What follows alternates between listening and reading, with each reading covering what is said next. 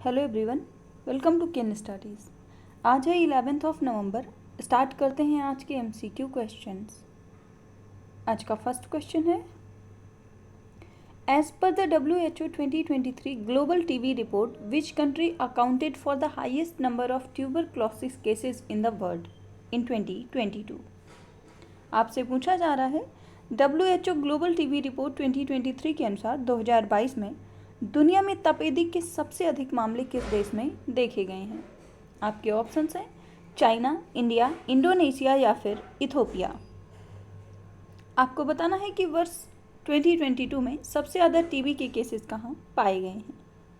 और इस क्वेश्चन में आपका करेक्ट ऑप्शन हो जाएगा ऑप्शन बी, ये सबसे ज़्यादा भारत में देखे गए हैं। आप यहाँ देख सकते हैं, India accounted for the highest number of TB cases in the world in 2022, representing a staggering 27% of global burden as revealed by the new WHO 2023 Global TB report. And according to this report, India recorded 2.8 million TB cases in year 2022, with a case fatality ratio of 12%. Featuring data from 192 countries and areas, the report reveals that 7.5 million people were diagnosed with the TB in 2022. तो आप ध्यान रखेंगे, वर्ष 2022 की बात करें तो भारत में जो टीबी के केसेस रिकॉर्ड किए गए हैं वो हैं 28.2 लाख या फिर 2.8 मिलियन। इसके साथ ही अगर हम WHO का जो रीज़न है उस हिसाब से अगर देखें तो सबसे ज़्यादा प्रतिशत टीबी के मरीजों का देखा गया है साउथ ईस्ट एशिया में, उसके बाद अफ्रीका में, फिर वेस्टर्न पैसिफिक में, और सबसे कम है अमेरिका और यूरोप के क्षेत्र में। बढ़ते हैं नेक्स्ट क्वेश्चन की ओर। What is the name of world's first robot CEO? आपसे पूछा जा रहा है, विश्व के पहले रोबोट CEO का नाम क्या है। आपके ऑप्शंस हैं मीका, अल्फा, रे या फिर गामा। और इस क्वेश्चन में आपका करेक्ट ऑप्शन हो जाएगा ऑप्शन ए, विश्व के पहले रोबोट CEO का नाम है मीका। आप यहाँ देख सकते हैं, dictator, a spirit brand based in Colombia's Cartagena, has gone viral for appointing Mika, who is manifested as a robot, and Mika is a research project between Hanson Robotics and Dictator. It has been customized to represent company value. इसके साथ ही Hansen robotics की बात करें तो उन्होंने Sophia नामक एक humanoid robot भी बनाया था। तो आप ध्यान रखेंगे, विश्व के पहले रोबोट CEO का नाम है मीका। बढ़ते हैं नेक्स्ट क्वेश्चन की ओर। What is the name of recently launched brand of National Cooperative Organics Limited? आपसे पूछा जा रहा है, नेशनल कोऑपरेटिव ऑर्गेनिक्स लिमिटेड के हाल ही में लॉन्च किए गए ब्रांड का नाम क्या है। आपके ऑप्शंस हैं नमो Organics, Bharat Organics, India fresh या फिर इंडिया डेयरी। और इस क्वेश्चन में आपका करेक्ट ऑप्शन हो जाएगा ऑप्शन बी, इस नए लॉन्च किए गए ब्रांड का नाम है भारत ऑर्गेनिक्स। आप यहाँ देख सकते हैं, corporation minister Amit Shah launched Bharat Organics brand of the newly launched national cooperative Organics limited, and it will have as many as 20 products in the market by December 2023. NCOL will pass on 50% of its profit earned over the MSP of any crop directly into the bank of farmers, while rest of the profit will be used for the growth of organization. बढ़ते हैं next question की ओर। In which state India's largest cold oil production facility to be opened soon? आपसे पूछा जा रहा है, भारत की सबसे बड़ी शीत तेल उत्पादन सुविधा किस राज्य में जल्द ही खोली जाएगी। आपके ऑप्शंस हैं ओडिशा, उत्तर प्रदेश, गुजरात या फिर मध्य प्रदेश। और इस क्वेश्चन में आपका करेक्ट ऑप्शन हो जाएगा ऑप्शन सी, इसको खोला जाएगा गुजरात में।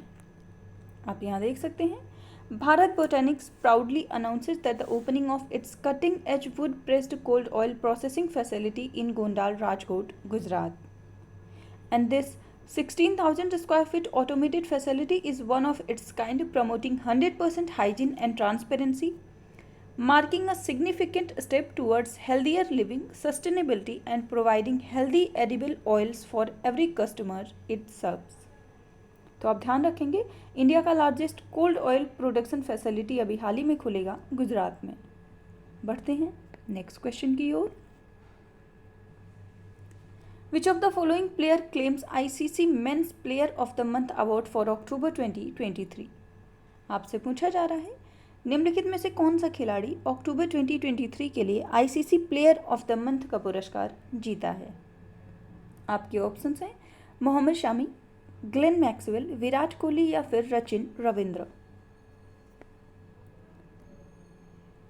और इस क्वेश्चन में आपका करेक्ट ऑप्शन हो जाएगा ऑप्शन डी। अक्टूबर मंथ का आईसीसी मेंस प्लेयर अवार्ड दिया गया है सचिन रविंद्रा को। आप यहाँ देख सकते हैं, New Zealand's Sachin Ravindra claims his first ICC men's player of the month award and thanks to the series of memorable knocks in the group stage of the ICC men's cricket world cup 2023 in India. Despite only having 12 ODI appearances under his belt before the start of tournament, Ravindra soon grabbed the headlines by scoring a superb 123 not out in their 9-wicket opening day victory over defending champions England in Ahmedabad. तो पुरुष वर्ग की बात करें तो इसमें ICC men's player of the month का award दिया गया है सचिन रविंद्रा को, जो कि न्यूजीलैंड से संबंध रखते हैं। इसके साथ ही वुमेन्स की बात करें तो उसमें हेली मैथ्यू, जो कि वेस्ट इंडीज टीम की कैप्टन है, उन्हें दूसरी बार ये अवार्ड दिया गया है। बढ़ते हैं नेक्स्ट क्वेश्चन की ओर। Who has organised G20 thematic workshop on Nari Shakti in new Delhi? आपसे पूछा जा रहा है, नई दिल्ली में नारी शक्ति पर G20 विषयगत कार्यशाला का आयोजन किसने किया है? आपके ऑप्शंस हैं NITI Aayog, ministry of women and child development, FICCI या फिर बोथ 1 and 2, मतलब नीति आयोग और women and child development ministry दोनों।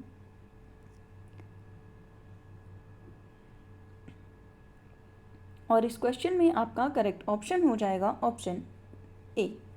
G20 thematic workshop on Nari शक्ति, इसका आयोजन नीति आयोग ने किया है नई दिल्ली में।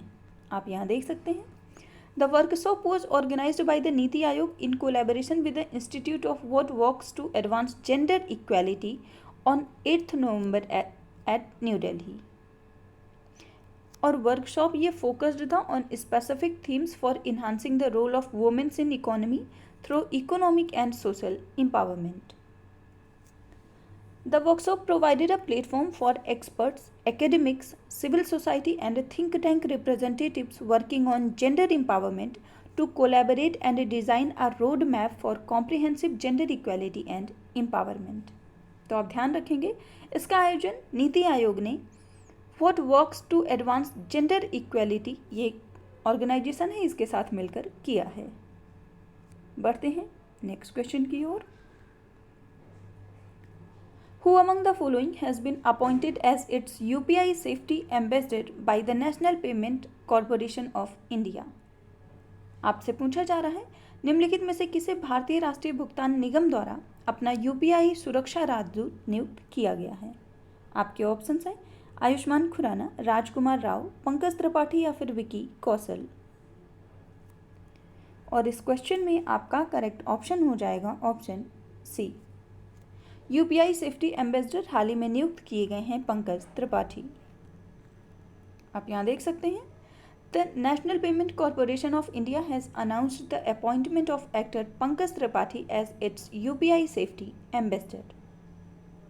और इसका उद्देश्य है to strengthen safety awareness on digital payment platforms, and this move comes in wake of ongoing discussions regarding the safety and security of digital payment platforms, particularly United Payment Interface. तो यूपीआई सेफ्टी के brand ambassador बनाए गए हैं पंकज त्रिपाठी। आज के current affair session में इतना ही। Thank you for watching. Do like, share and subscribe.